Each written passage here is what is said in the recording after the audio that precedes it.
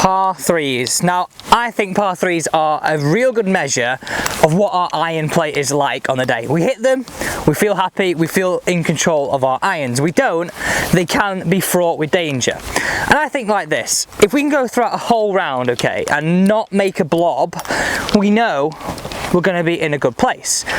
Par threes can become that place where we only feel like we've got one chance to hit the green. Whereas I know actually on a par four, we still have the same, but we have other shots that we feel like we can recover to make up that score of par.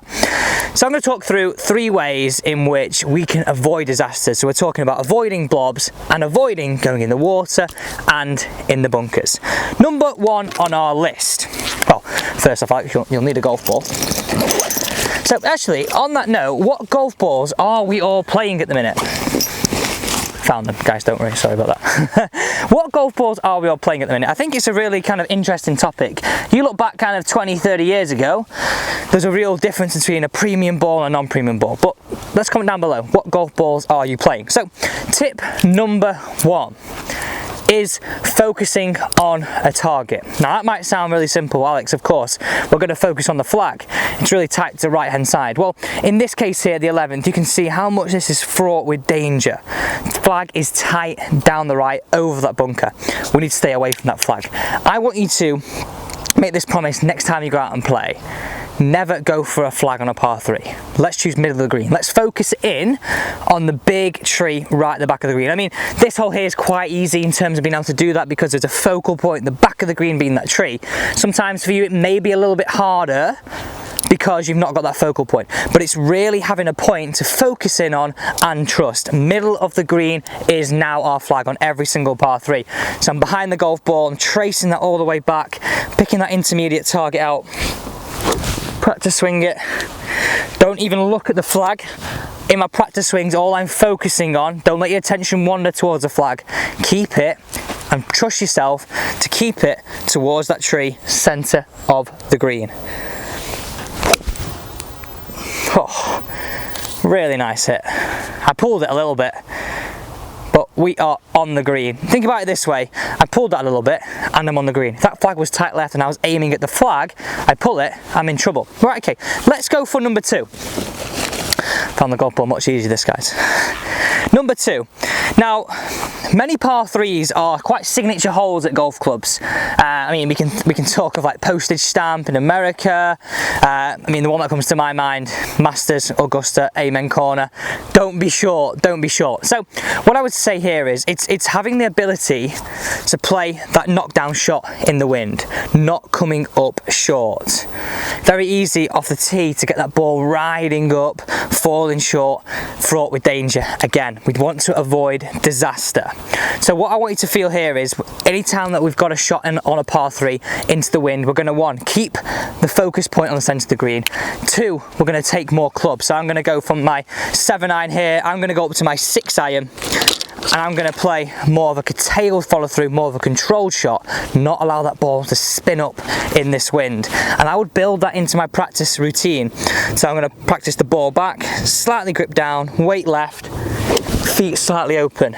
Really make that smooth swing, keep my focus in on the tree. Weight left, swinging left, really keeping that punch shot in there. And again, middle of the green, slightly left, slightly pulled, but we are safe as houses. So that's what we've got to think about. How can we avoid disaster? How can we avoid making mistakes on what can be absolute card wreckers? Okay, so we've spoken about 2 ways there from the tee. Now, obviously, we're never going to hit every single green, so it's important that we take a walk up to the green now and talk about how we can avoid disaster around there. Now, guys, welcome to the channel. Well, welcome, Charlotte, if you're brand new. Welcome back if you're a current subscriber.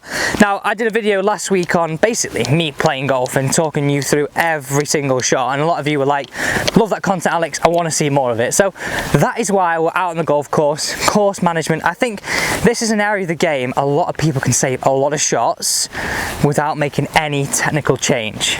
Anytime we can steal some shots that way, it's like freebies, isn't it? It's like absolute freebies. Now, we mentioned we don't want to, I'm going to avoid that disaster of missing it short-sided. I've done it here, I've missed this one short-sided. It's now not turning this into that double bogey and no points. So how do we go about this? Now, what I would always say here is, because I go short-sided, because there's not a lot of green between me and the flag, if the lie dictates I can, I'm going to use my most lofted club. So right now I'm thinking, most lofted club, I want to get it in the air, get it landing on the green. All I've got to think right now is, would I be happy having a 10 to 15 foot putt for my par? Yes. Because I know from there, I've got a good chance of it, well, maybe even holding the putt. Worst case scenario, getting a 4 for 1 point. And that's what we're talking about here, avoiding disaster. I could right now try and be really fancy, put this up high into the air, land it close, but then I could miss it long, I can miss it short, and then bring in disaster into the equation. Now, this might not look like I've short-sided myself, but this is quite a steep apron. I've got my landing zone is actually from here onwards. So this first 4 or 5 feet of the green is not really in play. So I've walked up, I've taken into account what shot I've got to play. That's an important factor.